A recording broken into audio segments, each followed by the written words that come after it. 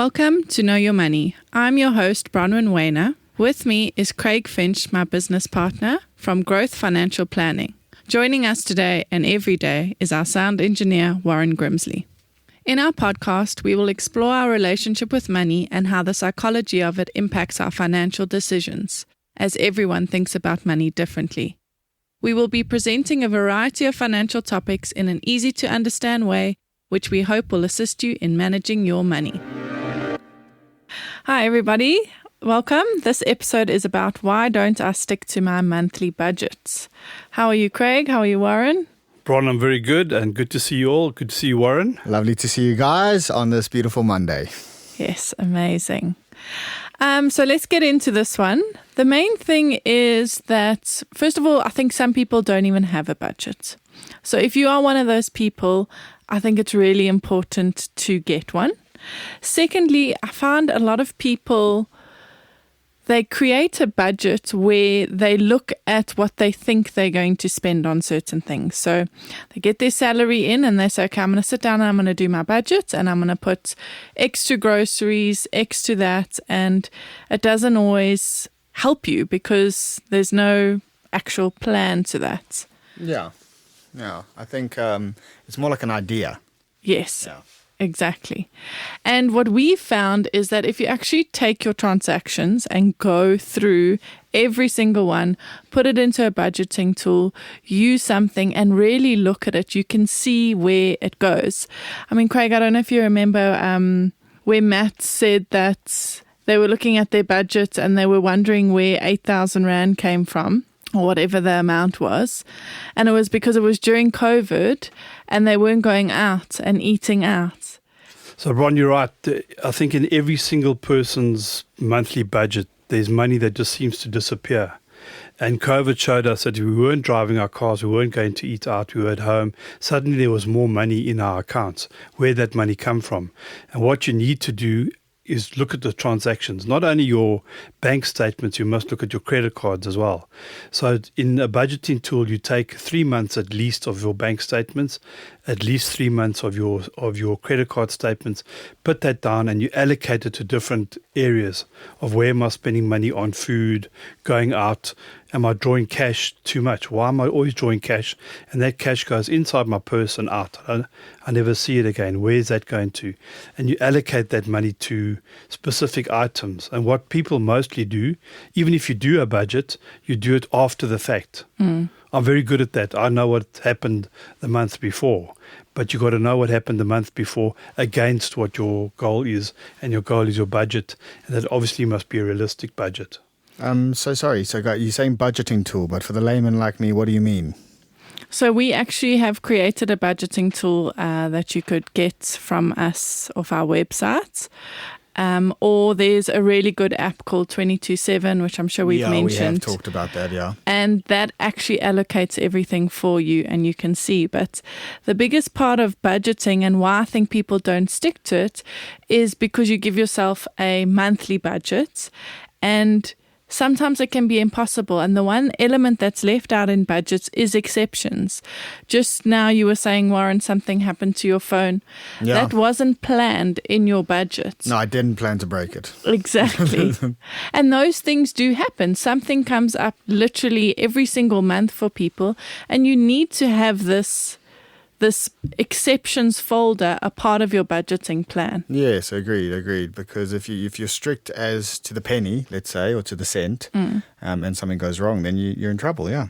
So each rand needs a plan, as we've said before. Yeah. And you can allocate a part of your monthly budget to that unnecessary expense that you didn't realize would happen.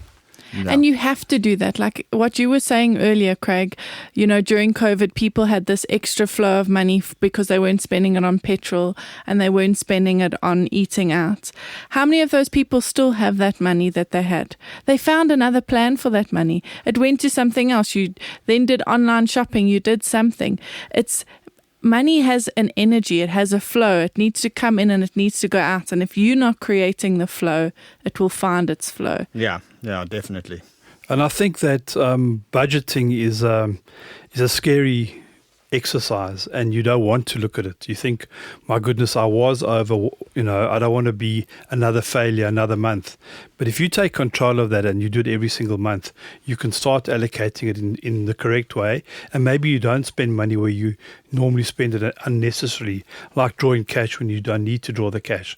Once you get control over that, then to do a budget is a very easy exercise. And you actually, as a positive exercise, not negative. But most people are scared of it, and that's why they don't do it. And then month by month, it gets worse and worse and worse. At some point, you have to stop, take control, and then you control your life as well. Definitely. And the amount of debit orders that are probably running off that you don't even need or want, if you actually look at it, you can reallocate those to some goals that you want to achieve, some thing that you want in your life, a holiday or whatever the case is. Yeah, I just started one of those. Good job. Yeah, well done. Thank you. And what happens as well, Warren, a call center will phone you and it sounds like a great idea 5 years ago, and you put a debit order on your account for some obscure thing like maybe protecting the engine of your car that you've already sold. Yeah. The debit order is still running, and Bronwyn says, you look at it and say, okay, that was money I can allocate to some other savings, some emergency fund, some holiday fund. And I think that's why you need to know what's happening in your account. I 100% agree. And I think what you said earlier, Craig, is very true, because most people, they don't want to look at where they've been spending because they know they've been spending it in the wrong places and haven't been sensible with their money or even protected themselves. So the first big step really is just being honest with yourself and having a look and see where your money's going. And, absolutely. Once know you can do your that, money. Yeah, know your money. Know your money. And once you can do that, and then you can actually create a habit around it. So you have that half an hour every month where you just look at your money situation. Where can you improve? Where are you happy? Where are you not happy? But you see, just there, what you said is also sometimes where the problem comes in. If you are only allocating half an hour of your time to manage your budget and to see where your money's going, you're only going to get that much of a result. You've got to try and allocate more of that. It's got to be something you do every week, something you do every morning. It's got to. I see what you're saying. Yeah. If you only do it at the end of the month, like Craig said, that's going to happen. When you need to make a change, for you it might come easier because you find it easy to stick to a budget. Yeah. For someone that doesn't, this has to become a daily kind of task. And partners, your partner is in the same place as you, so you must sit together, especially if you're sharing a house together.